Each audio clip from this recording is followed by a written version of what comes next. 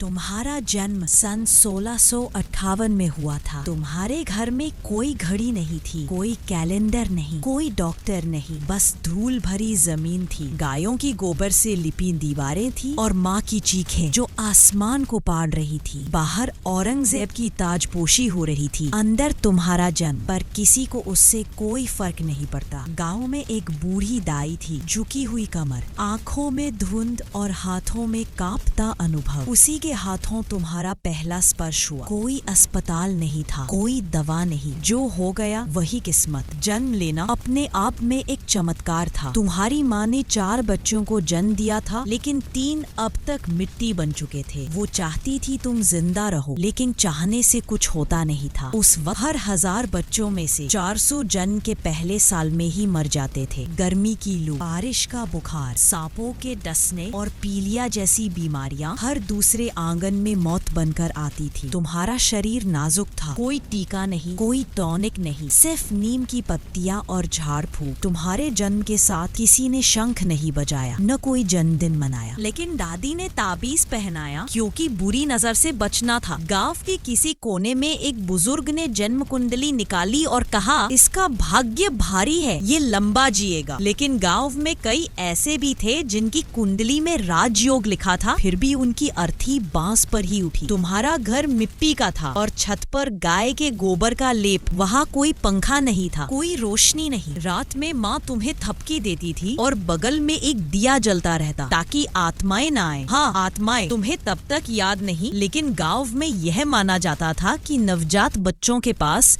आत्माओं की दुनिया का दरवाजा अब भी खुला रहता है, इसलिए सावधानी जरूरी थी। तुम रोते थे जोर से और माँ कहती अच्छा है, जिंदा है, लेकिन आसपास का माहौल एक भयानक तैयारी में था। तुम्हारी जिंदगी को परखने के लिए मुगल सल्तनत अपने चरम पर थी, लेकिन नीचे गांवों में लोग टूट रहे थे। औरंगजेब दिल्ली में धर्म और तलवार के फैसले सुना रहा था, पर तुम उस दुनिया में जन्मे थे जहां सिर्फ जिंदा रहना ही सबसे बड़ी जंग थी। तुम्हें नहीं पता था कि तुम्हारी जिंदगी अब एक नियम में ढल चुकी है। जन्म लो, सहो और मिट्टी बन जाओ। तुम्हारी माँ जो अब तक एक और गर्भ के दर्द से उबर भी नहीं पाई थी, अगले महीने खेतों में काम करने चली जाएगी। कोई मातृत्व अवकाश नहीं था, कोई डॉक्टर नहीं, और अगर किसी दिन बारिश ज्यादा हो गई और अनाज गल गया तो तुम भूखे रहोगे, शायद मर भी सकते हो। तुम्हारे जन्म के समय तुम्हें कोई नाम नहीं मिला, क्योंकि लोग तब तक इंतजार करते थे जब तक बच्चा पहले कुछ महीने जिंदा न रह जाए। पहले तो वो छोटू या मुन्ना ही कहलाता था, जब तक यमराज का फैसला साफ न हो जाए। शायद यही कारण है कि उस समय मृत्यु को जीवन से ज्यादा जाना पहचाना जाता था। शुरुआत तुम्हारे लिए यही थी, बिना किसी तैयारी के, बिना किसी विकल्प के, एक कठिन जन्म, एक कठिन समय में, और यही था तुम्हारा पहला इम्तिहान। तुम्हें आज शायद याद भी नहीं होगा कि तुम्हारे नन्हे फेफड़ों ने पहली बार हवा कब खींची थी, लेकिन उस समय हर सांस एक उपलब्धि थी। तुम्हारा रोना सिर्फ माँ को नहीं, पूरे मोहल्ले को ये यकीन दिलाता था कि ये बच्चा जीवित है, मगर ये जिंदगी कोई आश्वासन नहीं थी। वो तुम्हारी माँ की गोद में एक डर था जो हर पल तुम्हारे शरीर को देखता, तुम्हारे तापमान को परखता और रात को दुआ मांगता कि कल सुबह तुम जागो। मुगल काल में स्वास्थ्य जैसी कोई व्यवस्था नहीं थी। हकीम थे,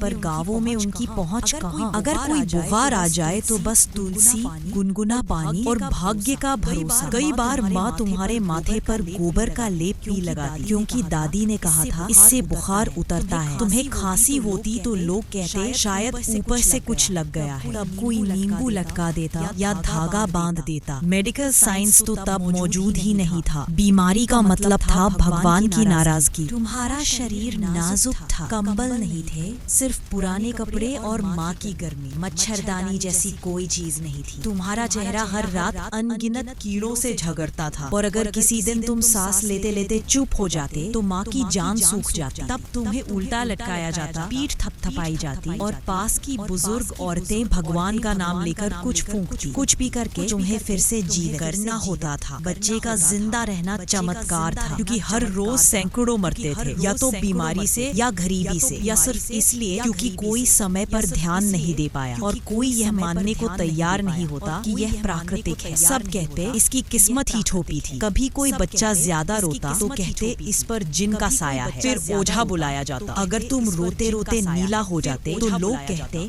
किसी ने कुछ खिला दिया है। तब तुम्हारा पेट दबाया जाता, उंगलियों से मसाला खिलाया जाता और ऊपर से राख फूंकी जाती। इतिहास की किताबों में यह सब नहीं लिखा, लेकिन उस वक्त जीवन सिर्फ सांस लेने का नाम नहीं था, वह एक सतत संघर्ष था। तुम्हारी माँ का दूध ही तुम्हारी दवा थी। कोई बोतल नहीं, कोई डब्बा दूध नहीं, कोई सेरेलैक नहीं। और अगर माँ बीमार पड़ जाती तो बस ऊपर वाले से दुआ की जाती कि बच्चा भी बच जाए, क्योंकि कोई और विकल्प नहीं था। तुम्हारी त्वचा पर फोड़े होते और दादी उन्हें जलती सलाई से फोड़ देती बिना दवा के। तुम चीखते मगर वो कहती ये जरूरी है। तुम्हारा शरीर दर्द से थरथराता, पर कहीं कोई राहत नहीं थी। ये सब सामान्य था, लेकिन तुम्हारा जीवित रहना वो चमत्कार था। हर दिन, हर हफ्ता, हर महीना जैसे तुम कोई युद्ध जीतते जा रहे हो। और जैसे जैसे तुमने पहले 6 महीने पूरे किए, लोग तुम पर विश्वास करने लगे। माँ अब तुम्हें नाम देने की सोचने लगी। गांव का पुजारी आया, तुम्हारे माथे पर तिलक लगाया गया, लेकिन साथ ही एक और रस्म भी हुई। एक मुट्ठी चावल, एक नींबू और एक सिक्का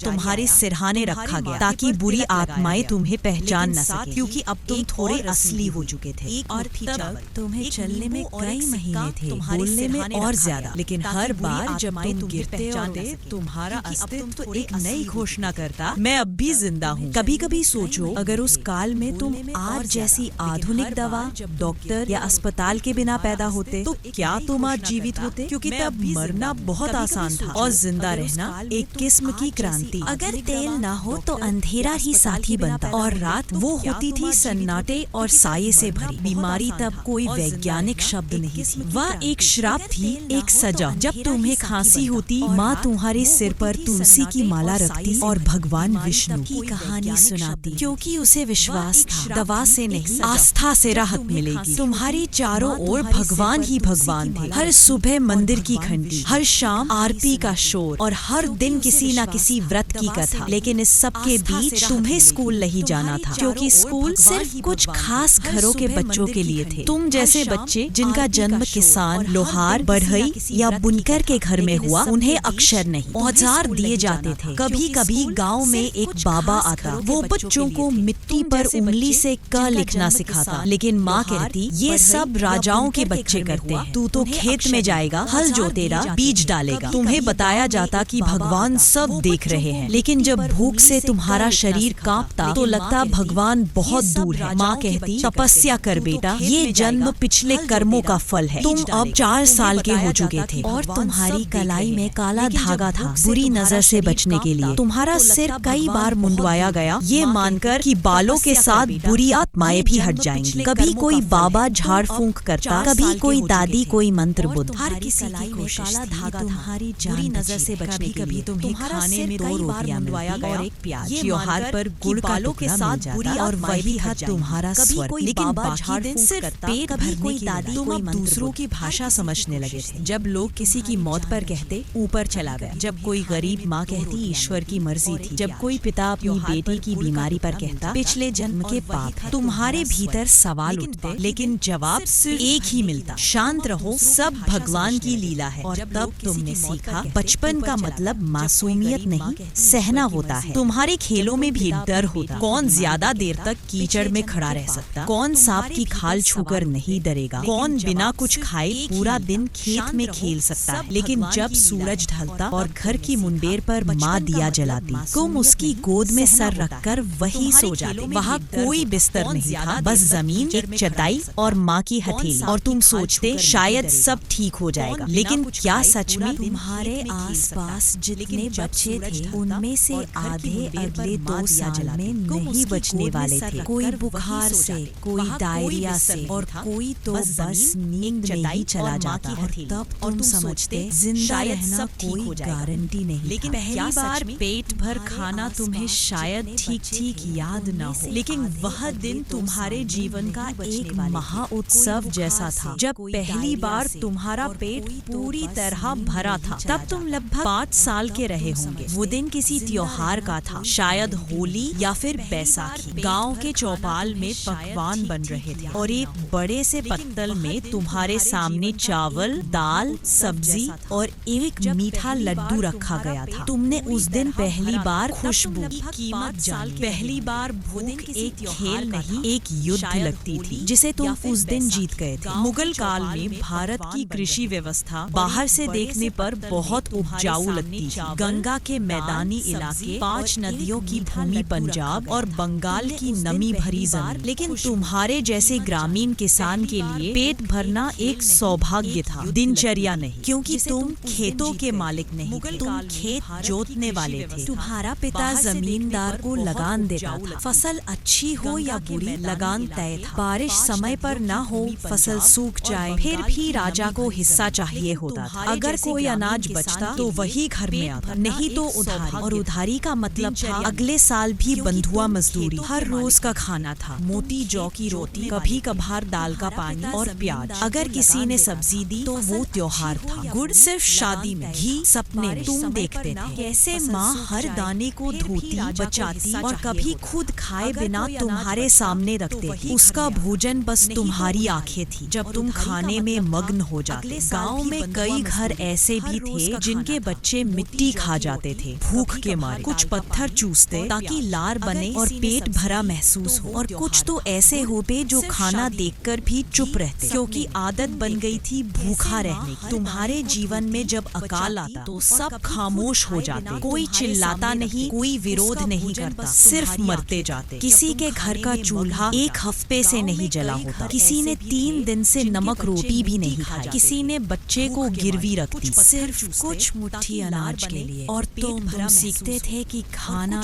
ईश्वर नहीं, शोषण से मुक्त होने की पहली सीढ़ी है। मुगल शासन में कई बार ऐसा भी हुआ जब अनाज भरे गोदाम होते हुए भी जनता भूख से मर गई, क्योंकि अनाज सेना के लिए या अमीरों के भंडार में जाता था। गाँवों में भूखमरी आम थी और तब कोई अधिकारी नहीं था जो पूछे आपका राशन कार्ड कहाँ है। कोई राशन कार्ड नहीं, कोई सरकारी मदद नहीं, सिर्फ आत्मनिर्भरता और भाग्य। और फिर तुमने जाना कि खेत से अनाज उगाना एक कला नहीं, बलिदान है। हर बूंद पसीने से फसल निकलती है, हर कीड़े से लड़ाई, हर बारिश के लिए दुआ, हर सूखे के लिए आंसू, और सबसे दुखद हर बार जब अनाज कटता पहले जमींदार आता, फिर दरोगा, फिर मंडी, और अंत में अगर कुछ बचता तो तुम्हारे मन में एक दिन सपना उठा, क्या कभी ऐसा समय आएगा जब मैं रोज पेट भर खा सकूंगा? माँ हंसी और बोली, अच्छा सपना है बेटा, सपना ही रहने दो। और तब जब उस त्योहार वाले दिन तुमने पेट भर खाया था, तुम रात को इतने गहरे सोए थे कि सपने में भी भूख नहीं आई, पर अगली सुबह फिर वही रोटी, वही सूखे के लिए लड़की होते तो शायद तुम्हारी कहानी यहाँ तक आती ही नहीं। तुम्हारा जन्म होते ही लोग चुप हो जाते, दादी की मुस्कान गायब हो जाती, माँ की आंखों में आंसू होते, लेकिन वो रो भी नहीं पाती क्योंकि उसे पता था इस बार भी उसने बोझ को जन्म दिया है। तुम्हारा बचपन एक गणना था, कितना दहेज लगेगा, कितने सालों में ब्याह हो जाएगा, क्या इसे बचाया जाए या अगले जन्म में फिर से लड़का मांगा जाए। मुगल काल में एक बेटी का जन्म उत्सव नहीं, दुआओं और शोक का मिश्रण होता था। कोई तुम्हें स्कूल नहीं भेजता, अक्षर तो दूर, तुम्हारा नाम भी कभी कभी नहीं रखा जाता। तुम बस होती एक देह जिसे जल्दी से ढक देना जरूरी था। 4 या 5 साल की होते ही तुम्हें घूंघट के संस्कार सिखाए जाते, पैर जमीन पर धीरे रखना, आंखें नीची रखना, और सबसे बड़ी बात सवाल मत पूछना। अगर तुम खेलना चाहती तो माँ डांट देती, बहू बनना है कि नाचने वाली। अगर तुम जोर से हंसती तो दादी कहती लड़कियों को इतनी हंसी शोभा नहीं देती। और हंसी ही क्यों, तुम्हारी हर इच्छा, हर उत्साह, हर सपना धीरे धीरे उस घूंघट में दम घुटकर मर जाता। 7 साल की होते होते तुम्हारी शादी तय हो जाती। दूल्हा कौन है, कहाँ रहता है, उसकी उम्र क्या है, ये सब बातें तुम्हारे लिए मायने नहीं रखती क्योंकि कोई पूछता ही नहीं। कभी कभी तुम्हें लगता क्या मैं कोई सामान हूँ? तुम्हें उत्तर मिलता सामान नहीं, जिम्मेदारी हूँ। जितनी जल्दी पार लग जाए उतना अच्छा। और जब शादी होती तब तुम्हें विदा किया जाता जैसे कोई रन चुकाया गया हो। तुम्हें दिया जाता एक संदूक जिसमें कुछ कपड़े, एक गहना और बहुत सारा डर होता। ससुराल में जाने के बाद तुमने जाना माँ का घर स्वर्ग था। यहाँ हर सुबह सबसे पहले उठना होता, पानी भरना, खाना बनाना, चूल्हा जलाना, और अगर गलती से कुछ गिर जाए तो जली हुई उंगलियां, टूटी चूड़ियां और कई बार थप्पड़। अगर पति अच्छा हुआ तो जीवन कट जाता, अगर नहीं तो जिंदगी तुम्हारा चेहरा, शरीर और आत्मा तीनों से खेलती रहती। अगर तुम बांझ निकलती तो तुम्हें डायन कहा जाता, अगर सिर्फ बेटियां होती तो तुम्हारा गला घुटता हर रात। सबसे भयावह, अगर तुम्हारी इज्जत किसी ने छीन ली तो समाज कहता शर्म की बात है, पर शर्म किसे आनी चाहिए थी ये कोई नहीं पूछता। कभी कभी कोई लड़की विरोध करती, भागने की कोशिश करती तो पूरे गांव में उसे नंगा घुमाया जाता ताकि बाकी लड़कियां सीख ले कि हिम्मत की कीमत क्या होती है। तुम्हें यह समझ आ गया होता औरत होना कोई जन्म नहीं, एक आजीवन सजा है। और अगर किस्मत थोड़ी अच्छी होती तो माँ बनती, पर माँ बनने का सुख सिर्फ तब तक होता जब तक बेटा होता। अगर बेटी हुई तो वही चक्कर फिर से शुरू। तुम्हारे जीवन में कोई ख्वाब नहीं होते, बस कर्तव्य होते। कोई आवाज नहीं होती, बस आदेश होते। कोई पहचान नहीं होती, बस रिश्ते होते। किसी की बेटी, किसी की पत्नी, किसी की माँ। और अंत में जब उम्र ढल जाती तो तुम मंदिर जाती, हाथ जोड़ती और भगवान से एक ही प्रार्थना करती, भगवान अगला जन्म बेटा देना ताकि मुझे जीने का हक मिले। तुम्हारा पहला कर राजा के नाम पर लूटा गया बचपन। तुम अब 7-8 साल के हो चुके थे। तुम्हारा शरीर अभी भी छोटा था, लेकिन कंधों पर अब बोझ पड़ना शुरू हो गया था। और यह बोझ कोई सामान नहीं था, ये राजा की भूख थी जो हर घर से हिस्सा मांगती थी। मुगल साम्राज्य भले ही सबसे बड़ा और समृद्ध माना जाता हो, लेकिन उसका वैभव तुम जैसे करोड़ों किसानों की कमर तोड़ कर ही खड़ा था। तुम्हारा पिता खेत जोतता था, बीज बोता था, फसल काटता था, लेकिन फिर भी अनाज का सबसे अच्छा हिस्सा जमींदार को जाता था और जमींदार उसे ले जाकर अमीरों की हवेलियों और शाही गोदामों में भर देता। पर कर यही खत्म नहीं होता, अब तुम भी उस प्रणाली का हिस्सा बनने वाले थे। एक नामहीन गुमनाम करदाता। तुम्हारे हाथों में अब हल नहीं, टोकरी थी जिसमें राजा के लिए कर भरा जाना था। गाँव में फसल तैयार होती तो सबसे पहले पटवारी आता, उसके साथ दरोगा, मुंशी और सिपाही, जिनके चेहरे पर अहंकार नहीं, आदेश लिखा होता। तुम्हारे पिता उन्हें देखकर डर से कांपते, क्योंकि अगर लगान नहीं दिया गया तो सजा तय थी। कभी घर की गाय ले ली जाती, कभी बहन के गहने, और कभी खुद पिता को उठाकर ले जाया जाता। गांव के बच्चे यह सब देखकर बड़े होते थे और तुम भी अब जान चुके थे, राजा कोई कहानी नहीं, एक लूटने वाली सत्ता है। तुम्हारा पहला कर देना एक खेल जैसा नहीं था, यह एक ऐसा अनुभव था जिसमें तुम समझते हो कि राज्य तुमसे नहीं, तुम्हारे श्रम से बना है, लेकिन तुम उसमें कुछ नहीं हो। तुम खेत में काम कर रहे थे और तभी एक अफसर आया। वो बोला, तेरे बाप ने कम अनाज दिया है। तुमने कहा, साहब बारिश नहीं हुई। उसने जवाब दिया, राजा के हिस्से की बारिश कभी नहीं रुकती। वो तुम्हारे घर में घुसा, माँ के पाँव के नीचे से बिछौना उठा लिया। फिर तुम्हें आदेश मिला, कल से तू पट्टीदार के घर काम करेगा जब तक बकाया चुकता ना हो जाए। तुम अभी बच्चे थे, लेकिन अब स्वतंत्र नहीं थे। तुम अब कर्ज हो, एक चलते फिरते उत्तरदायित्व। हर हफ्ते तुम्हारे गांव में कर वसूली होती। लोग एक दूसरे से चुपचाप अनाज उधार लेते, कोई गहना गिरवी रखते, कोई बर्तन बेच देते, और जो नहीं चुका पाते उनकी जमीन छीन ली जाती या फिर उन्हें बंधुआ बना दिया जाता। 1 साल तक मुफ्त काम करो, तभी ब्याज माफ होगा। तुम अब समझ चुके थे कि राजा कोई देवता नहीं था, वो एक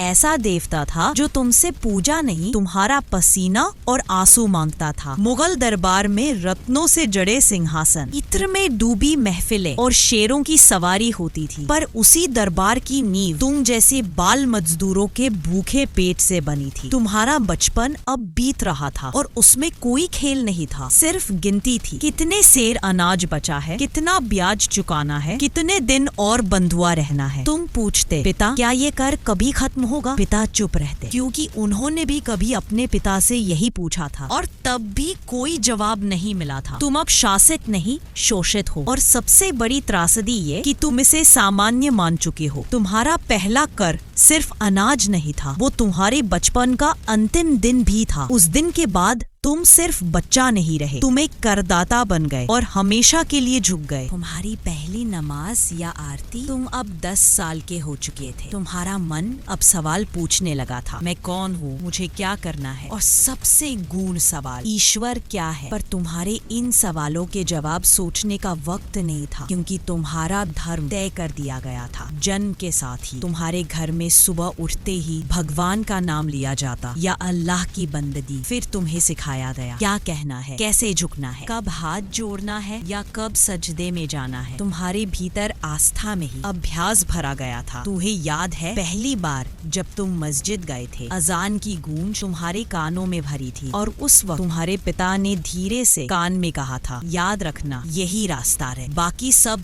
गुमराह है। या फिर जब तुमने पहली बार मंदिर में प्रवेश किया था जहाँ घंटियां बजी थी और माँ ने कहा था, बाहर की दुनिया तो पापी है बेटा, पर यहाँ भगवान बसते हैं। तुम उस उम्र में नहीं थे कि प्रश्न कर सको, और अगर तुमने कुछ पूछा भी, माँ अगर ईश्वर एक है तो हम मंदिर क्यों जाते हैं, और वो मस्जिद, तो माँ ने तुम्हारे माथ पर थपकी देकर कहा, ऐसे सवाल मत किया कर, पाप लगता है। तुमने देखा था धर्म गांव को बांट रहा था। त्योहारों में लोग अलग हो जाते, मकानों के बीच दीवारें उठ जाती और एक शब्द जो हर तरफ गूंजता, हम और वो। लेकिन बच्चों के लिए यह दीवारें शुरू में अदृश्य होती हैं। तुम खेलते थे उस बच्चे के साथ जो दूसरी जाति से था, जिसकी पूजा तुम्हारे जैसी नहीं थी। लेकिन जब घर वालों को पता चला तो डांट पड़ी, अपने जैसे बच्चों के साथ ही खेला कर, वरना भगवान नाराज हो जाएगा। तुम्हारी मासूमियत अब धर्म के खांचे में डाली जा रही थी। तुम्हें सिखाया गया कि कौन पवित्र है और कौन अपवित्र। इसके छूने से पानी गंदा हो जाता है, इसके नाम से दिन अशुभ हो जाता है और किसकी रोटी खाने से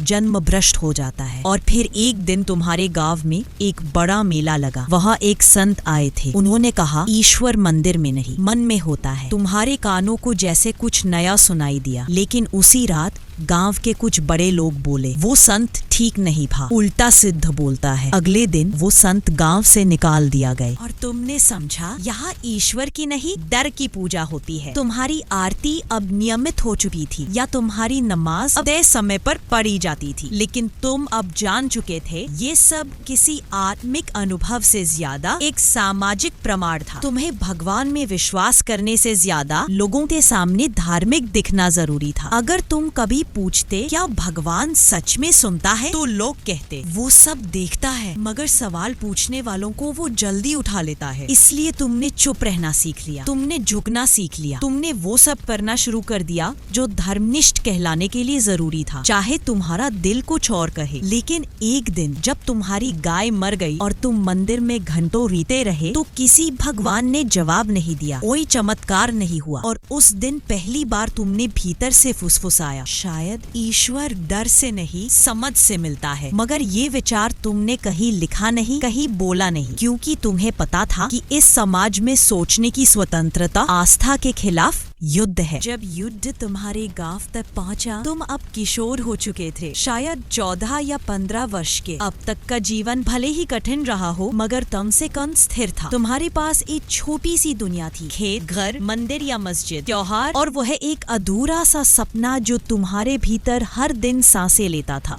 लेकिन एक दिन वो सब बदल गया। वो सुबह कुछ अजीब थी, पक्षियों की चहचहाहट नहीं थी, हवा ठहरी हुई थी, और फिर दूर कहीं से एक आवाज आई, घोड़े की टापे, और फिर शोर जैसे कोई तूफान आता है। लोग चिल्ला रहे थे, सेना आ गई है, भागो। तुम समझ ही नहीं पाए कौन सी सेना, क्यों आई है, हमने क्या किया है। वो मुगल सेनाएं थी, या शायद कोई बगावत कुचलने आई सेना, या फिर कोई क्षेत्रीय नवाब जिसने गांवों को अपने अधीन करने की ठानी हो। मकसद कोई भी हो, परिणाम एक ही था, तुम्हारा शांत गांव अब युद्ध भूमि बन चुका था। तुमने देखा लोग घरों से सामान समेट रहे हैं, बुजुर्ग बच्चों को छुपाने की कोशिश कर रहे हैं। तुम्हारी माँ का चेहरा पीला था, जैसे सारी जान सूख चुकी हो। बाहर मत निकलना, उन्होंने कहा। लेकिन बाहर से शोर आता रहा, चीखें, घोड़ों की टापे और तलवारों की टंकार। तुम खिड़कों से झांकते रहे। तुम्हारे गांव के एक आदमी को घोड़े पर सवार सिपाही ने खींचकर ले जाया, उसका गला काट दिया। क्यों? क्योंकि उसने टैक्स भरने से इनकार किया था, या शायद बस इसलिए कि वो सामने आ गया। फिर सिपाही तुम्हारे घर की ओर बढ़े, तुमने सांसें रोक ली।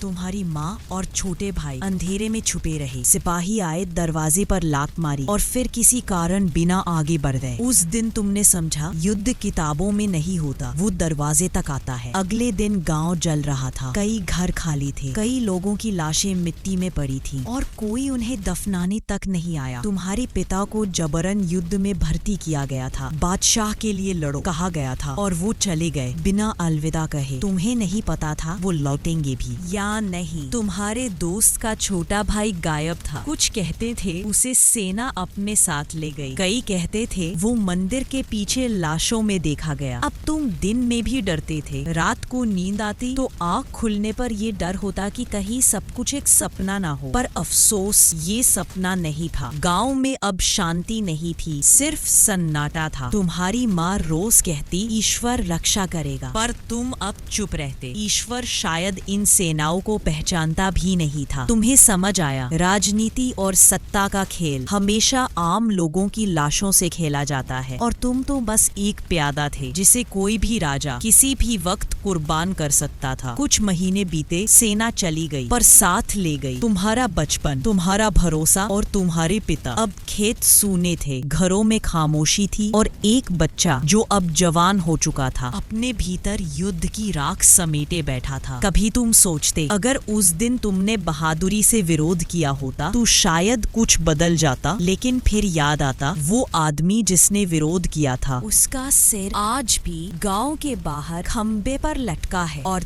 तुमने चुप रहना सीख, क्योंकि इस काल में जिंदा रहना ही सबसे बड़ी बहादुरी थी। तुम्हारी पहली प्रेम कथा जो कभी पूरी नहीं हुई। तुम अब 16 या 17 के हो चुके हो। गांव की जिंदगी धीरे धीरे सामान्य होने लगी थी, लेकिन तुम्हारे भीतर कुछ टूट चुका था, कुछ जो युद्ध से पहले था और अब लौट कर नहीं आ रहा था। इन्हीं धुंधलकों के बीच एक सुबह तुमने उसे देखा। वो तालाब के किनारे बैठी थी, अपनी सहेलियों के साथ कपड़े धो रही थी, बालों में नीम की पत्तियां गूंथी थी, और आंखों में ऐसा कुछ था जो तुम्हारे भीतर की राख में चिंगारी भर गया। तुमने कभी किसी को इस तरह नहीं देखा था, और शायद उसने भी तुम्हारे उस अनजाने खामोश चेहरे में कुछ देख लिया था। कुछ दिन यूं ही गुजरे, वो आती, तुम नजरें चुराते, वो हंसती, तुम्हारा दिल धड़कता। शब्दों के बिना भी बातें होती थी, आंखों से, हल्की मुस्कान से, और कभी कभी उस अचानक मिली झलक से जो दिन भर पीछा नहीं छोड़ती थी। एक दिन जब वो अकेली थी, तुमने साहस जुटाया, पास गए, कुछ कहा नहीं, बस हल्के से मुस्कुरा दिए, और उसने भी मुस्कुराकर सिर झुका लिया। वहीं से शुरू हुई तुम्हारी पहली प्रेम कथा। गांव में प्रेम करना आसान नहीं था। जाति, धर्म,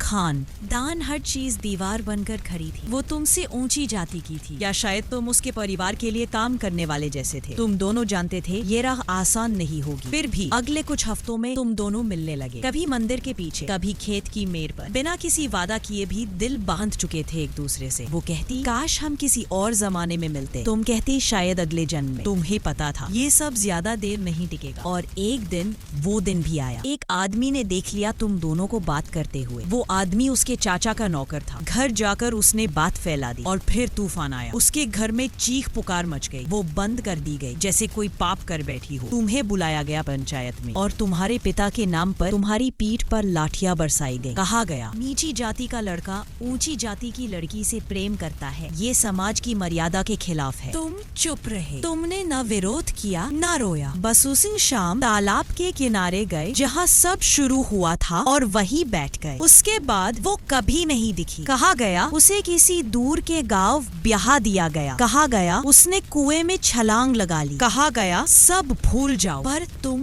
कैसे भूलते? वो तो अब तुम्हारी सांसों में थी, तुम्हारे अकेलेपन में, रात की खामोशी में, और उस हर सपने में जो अब कभी पूरा नहीं होना था। गांव वालों के लिए वो एक गलती थी, पर तुम्हारे लिए वो पहली और आखिरी बार था जब किसी ने तुम्हारे भीतर के टूटे हिस्से को महसूस किया था। तुमने महसूस किया उस काल में प्रेम सबसे बड़ा अपराध था। तुम्हारी उम्र के और लड़के शादी कर रहे थे, बंधनों से बंधे, रिश्तों में उलझे, पर तुमने ठान लिया था नहीं, क्योंकि जहाँ प्रेम मर गया हो वहाँ विवाह सिर्फ सामाजिक समझौता होता है। और इस तरह तुमने प्रेम तो पा लिया, मगर प्रेमिका नहीं। तुम्हें अब काम पर जाना है। बचपन खत्म, 16 की उम्र में प्रेम टूटा था, और 17 की उम्र में बचपन भी। तुम्हारे घर में अब किसी के पास समय नहीं था भावनाओं के लिए। भूख की चिंताएं थी, खेती की परेशानियां थी, और कर वसूली की धमकियां भी। इसलिए तुम्हारे पिता ने एक सुबह सिर्फ इतना कहा, अब खेत तेरा है, और उसी क्षण तुम्हारा बचपन मिट्टी में दब गया। तुम्हारा दिन अब सूरज से पहले शुरू होता, सिर्फ एक रूखा रोटी का टुकड़ा और सौंठ वाला पानी। फिर खेत में जुटे बैल की तरह झुकी कमर और फटी हथेलियां। कभी तुम हल चलाते, कभी बैलों को संभालते, कभी गोबर गोबर उठाते और कभी कांटों में नंगे पांव चलकर पगडंडियां पार करते। गर्मी में बदन जलता, बारिश में मिट्टी शरीर को चिपक जाती और सर्दियों में हाथों से खून टपकता, लेकिन तुम्हारी आवाज कभी किसी ने नहीं सुनी, क्योंकि तुम्हें ये सिखाया गया था श्रम तुम्हारा धर्म है। अगर तुम किसी जमींदार की जमीन पर काम करती तो तुम्हारा हिस्सा सिर्फ उतना होता जितना जानवरों को घास मिलती है। तुम्हारे भीतर धीरे धीरे आदत बन गई थी तकलीफ को चुपचाप सहने की। और इस दुनिया में जहाँ शब्दों की कोई कीमत नहीं थी, तुम भी खामोशी के सिवा कुछ नहीं थे। कारीगरी भी सीखी, लकड़ी तराशना, कपड़ा रंगना, कभी गांव के कुएं की मरम्मत, कभी मंदिर के द्वार बनाना। लेकिन मेहनताना कभी एक पका केला, कभी एक पुराने कपड़े का टुकड़ा। एक बार किसी से पूछा, इतना ही क्यों? उसने हंसकर कहा, जिनके पास जमीन नहीं उनके पास सवाल पूछने का भी हक नहीं। तुम्हारा शरीर अब आदत डाल चुका था थकने की, कमर झुक चुकी थी, आंखों के नीचे काले घेरे आ चुके थे और चेहरे पर वो मासूमियत कहीं खो गई थी जिसे प्रेम ने एक बार संजोया था। अगर तुम लड़की होते तो यही उम्र होती ब्याह की, जहाँ ससुराल ही तुम्हारा कार्य क्षेत्र बनता और तुम्हारा श्रम एक घरेलू पर्दे के पीछे अदृश्य हो जाता। मगर तुम लड़के थे, इसलिए तुम्हारी तकलीफ सार्वजनिक थी लेकिन फिर भी अदृश्य। शाम को जब तुम लौटते तो माँ पसीने से भीगे बदन को देखती और चुपचाप वो पुराना झोला निकालती जिसमें कभी पिता ने बीज रखे थे। अब उसमें उम्मीद रखी जाती थी कि शायद तुम कल खेत से कुछ और लेकर लौटो। कभी कभी तुम्हें लगता, क्या जीवन यही है? सुबह उठो, मिट्टी में खो जाओ, शाम को लौटो और फिर किसी कोने में लुढ़क कर नींद में खो जाओ। तुमने सपने देखना बंद कर दिया था। एक रात चांदनी में जब तुम अकेले लेटे थे तब तुम्हें पहली बार लगा, मैं अब बच्चा नहीं रहा। पर अजीब बात ये थी कि तुम कभी बड़े भी नहीं हुए थे, तुम बस काम बन गए थे, हड्डियों, मांस और श्रम का एक चलता फिरता ढांचा। और यही था उस दौर का सबसे बेरहम सच, इंसान की पहचान नहीं थी, सिर्फ उसका उपयोग था। अगर तुमने विरोध किया होता, अब कल्पना करो एक दिन तुमसे रहा नहीं गया, थक चुके थे और जब जमींदार का आदमी खेत की पूरी फसल लूट कर ले गया तो तुमने पहली बार मुंह खोला, ये अन्याय है, तुमने चीख कर कहा। क्षण के लिए सब कुछ थम गया, हवा तक रुक गई थी, लेकिन फिर अचानक जैसे समय ने अपनी पुरानी चाल पकड़ ली, एक थप्पड़ तुम्हारे चेहरे पर पड़ा और तुम्हारे होठ फिर से चुप हो गए। मुगल काल का सच यही था, अधिकार नहीं थे, केवल आदेश थे। तुम्हारी आवाज, तुम्हारी सोच, तुम्हारी आत्मा, इनमें से कुछ भी तुम्हारा नहीं था। अगर तुमने सच में विरोध किया होता तो सबसे पहले तुम्हें विद्रोही कहा जाता। और इस शब्द का मतलब सिर्फ इतना नहीं था कि तुमने सवाल किया, इसका मतलब था कि अब तुम्हारा वजूद ही एक खतरा बन चुका है। तुम्हें जंजीरों में बांधा जाता, शरीर को कुएं के पास लटकाया जाता और गांव वालों को मजबूर किया जाता कि वे तुम्हारी सजा देखें ताकि कोई और हिम्मत न करे। एक बार किसी नौजवान ने सुल्तानपुर में कर वसूली का विरोध किया था, उसकी जीभ काट दी गई थी। उसके बाद वो रोज मंदिर जाता था, माथा टेकता था, लेकिन कभी कुछ बोल नहीं पाया, क्योंकि मुगल शासन में शांति का मतलब था डर के साए में चुप रहना। अगर तुम कारीगर होते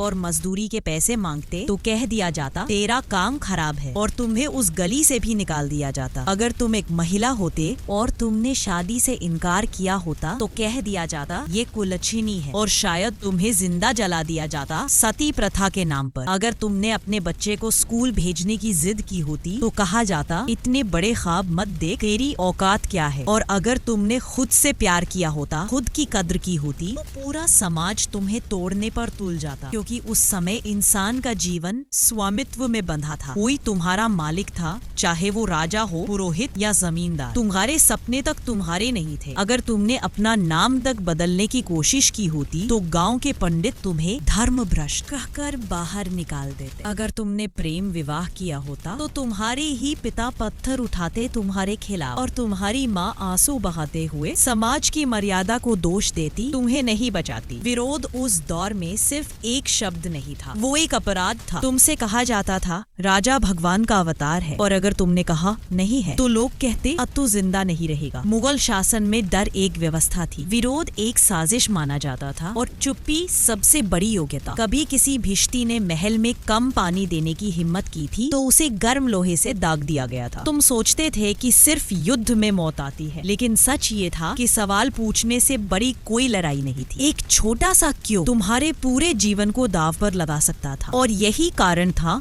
कि गांव के सबसे समझदार लोग सबसे ज्यादा चुप रहते थे। तुमने बचपन में सोचा था जब बड़ा होऊंगा तो राजा से सवाल करूंगा, लेकिन अब जब तुमने पहली बार वो प्रयास किया तो समझ में आया ये शासन नहीं है, ये एक मौन की जेल है। अब तुम्हारे भीतर एक तूफान था, लेकिन ऊपर से तुम बिल्कुल शांत थे, क्योंकि तुम जान चुके थे यहाँ जीने के लिए मरना नहीं पड़ता, यहाँ जीने के लिए चुप रहना पड़ता है। तुम एक जादूगर या तांत्रिक होते तो कल्पना करो, इस बार तुम्हारा जन्म एक आम किसान के घर में नहीं हुआ, बल्कि तुम एक अजीब से व्यक्ति हो जिसके बारे में गांव में फुसफुसाहट होती है। लोग कहते हैं वो तांत्रिक है, उसके पास कुछ तो है। तुम्हारा सिर झुका रहता है, आंखें गहरी होती जैसे उनमें कोई रहस्य छुपा हो। लेकिन क्या सच में तुम्हारे पास कोई शक्ति होती, या फिर वो शक्ति समाज की अंधभक्ति और डर से उपजी होती? मुगल काल में भारत आध्यात्मिक और अंधविश्वास की प्रयोगशाला था। हर रोग, हर डर, हर प्राकृतिक घटना का एक दैवी कारण होता था। बिजली गिरी, कोई श्राप है। बच्चा बीमार पड़ा, भूत लग गया है। अचानक धन मिल गया, किसी यंत्र का प्रभाव है। और यहीं से जन्म लेते थे तांत्रिक,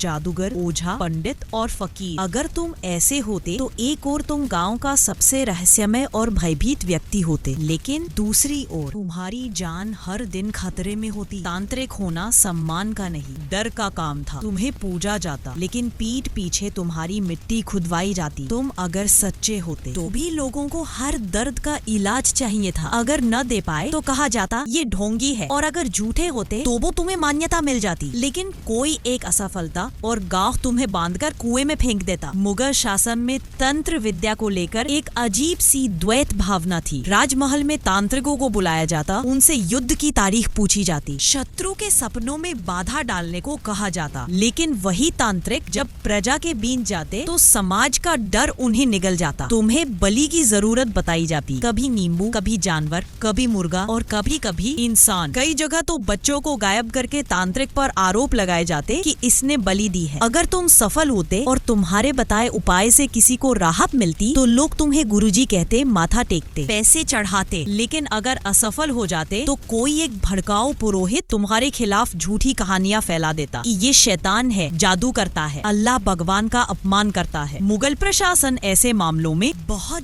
जल्दी प्रतिक्रिया देता था। अंधविश्वास, धर्म, सत्ता, सबसे खतरनाक त्रिकोण। तुम्हें गिरफ्तार किया जा सकता था। अगर काजी ने लगा कि तुम इस्लाम के खिलाफ कुछ कर रहे हो तो तुम्हारे घर को अपवित्र घोषित कर दिया जाता। अब सोचो, तुम्हारे पास असली ज्ञान, तुम वनस्पति विज्ञान जानते हो, जड़ी बूटी का ज्ञान है, लेकिन लोग तुम्हें डॉक्टर नहीं जादूगर कहते हैं। ज्ञान को अगर सही समाज ना मिले तो वो ज्ञान नहीं रह जाता, वो भय बन जाता है। अगर किसी की बेटी बीमार होती तो माँ तुम्हें छुप छुप कर बुलाती, लेकिन अगर गाँव के पुरोहित को पता चलता तो तुम पर काला जादू का आरोप लग जाता। तांत्रिकों की दुनिया एक अंतहीन संतुलन की रेखा थी, जहाँ तुम या तो पूजे जाते थे या जलाए जाते थे। अब कल्पना करो, एक दिन राजा को तुम पर शक हो गया। उसने कहा ये मेरी हार का कारण है, तो बस तुम्हें बहुत जल्दी प्रतिक्रिया देता था। अंधविश्वास, धर्म, सत्ता, सबसे खतरनाक त्रिकोण। तुम्हें गिरफ्तार किया जा सकता था। अगर काजी को लगा कि तुम इस्लाम के खिलाफ कुछ कर रहे हो तो तुम्हें खुले मैदान में जिंदा जलाया जाता। अगर हिंदू गांव में थे और ब्राह्मण वर्ग को लगा कि तुम उनकी सत्ता को चुनौती दे रहे हो तो तुम्हारे घर को अपवित्र घोषित कर दिया जाता। तुम्हारा जीवन रहस्य और मौत की डोर पर लटकता। अब सोचो, तुम्हारे पास असली ज्ञान है, तुम वनस्पति विज्ञान जानते हो, जड़ी बूटी का ज्ञान है, लेकिन लोग तुम्हें डॉक्टर नहीं जादूगर कहते हैं। ज्ञान को अगर सही समाज ना मिले तो जो ज्ञान नहीं रह जाता, वो भय बन जाता है। अगर किसी की बेटी बीमार होती तो माँ तुम्हें छुप छुप कर बुलाती, लेकिन अगर गांव के पुरोहित को पता चलता तो तुम पर काला जादू का आर दिया गया और एक तालाब में फेंक दिया, बांध दिया गया और एक तालाब में फेंक दिया गया। अगर डूब गए तो साबित हो गया कि तुम निर्दोष थे, और अगर तैर कर बाहर आ गए तो तुम जादूगर सिद्ध हो गए और तुम्हें फांसी दे दी गई। ये उस युग का न्याय था, सच में भी मौत, झूठ में भी मौत। और तुम्हारा सपना दूसरों की मदद करने का, लोगों को ठीक करने का, सिर्फ एक लाश बनकर रह गया। शायद आखिरी सांस में तुमने आसमान की ओर देखा होगा और पूछा होगा, क्या ज्ञान देना इतना बड़ा पाप था? था अगर तुम एक महिला होते। औरत होना था अपराध। अब जरा सोचो, तुम्हारा जन्म एक औरत के रूप में होता। मुगल काल में एक महिला होना कोई वरदान नहीं था, बल्कि एक लंबी परीक्षा थी जिसमें जिंदा रहने का हर दिन एक अग्नि परीक्षा जैसा था। तुम्हारे जन्म के दिन ही शायद तुम्हारी माँ रोई होगी, पिता ने सिर झुका लिया होगा, क्योंकि वो जानते थे तुम इस दुनिया में इस समय में कमजोर नहीं बल्कि कमतर समझी जाओगी। तुम्हारी कोई जिंदगी नहीं होती, तुम सिर्फ किसी की बहन, किसी की पत्नी या किसी की माँ होती। जब तुम बच्ची थी तो तुम्हें घर से बाहर नहीं जाने दिया जाता। तुम्हारे खेलने की आजादी पर पहरा होता। लड़कियां ऐसे नहीं बैठती, इतना मत बोलो, ज्यादा मत हंसो। हर भावनाओं पर संस्कारों की जंजीरें लाद दी जाती। लेकिन उस उम्र में तुम्हारी सबसे बड़ी चिंता खेल नहीं होती बल्कि शादी। 10-12 साल की उम्र में ही रिश्ता तय हो जाता, कभी किसी 30 साल के पुरुष से, कभी किसी बूढ़े से, कभी सिर्फ इसीलिए क्योंकि उसके पास जमीन ज्यादा थी। शादी, जिसे आज हम प्रेम, भरोसे और सम्मान का बंधन मानते हैं, वो उस समय औरत के लिए एक कैद होती थी। ससुराल एक किला था जहाँ तुम पर हर दिन शक की निगाहें उठती थी, हर गलती पर ताना पड़ता और कभी कभी हाथ भी। पति की मृत्यु हो जाए तो तुम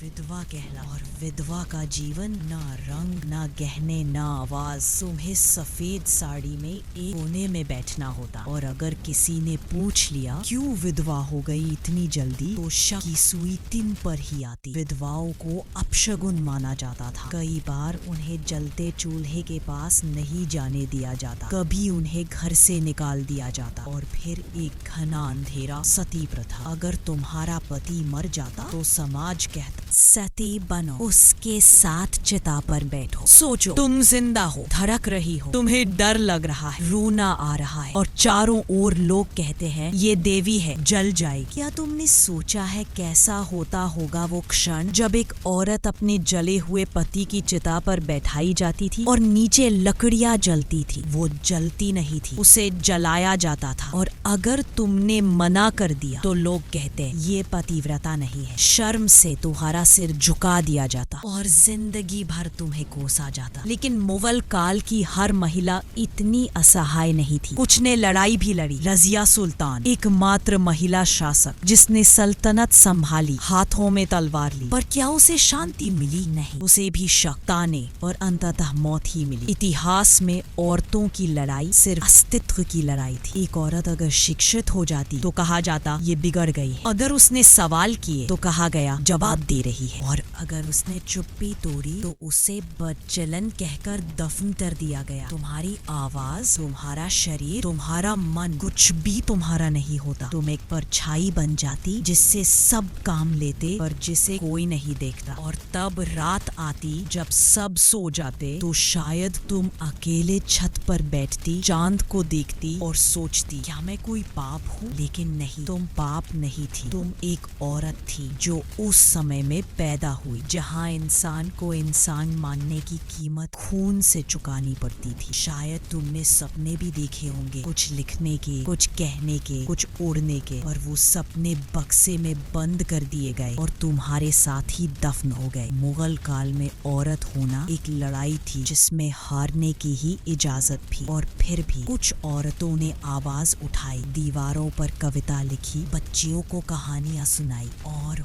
उन जलती हुई चिताओं से उठकर इतिहास को चुनौती दी। क्योंकि औरत की कहानी भले ही मिट्टी में दफन की जाए पर उसकी राख में आग रहती है।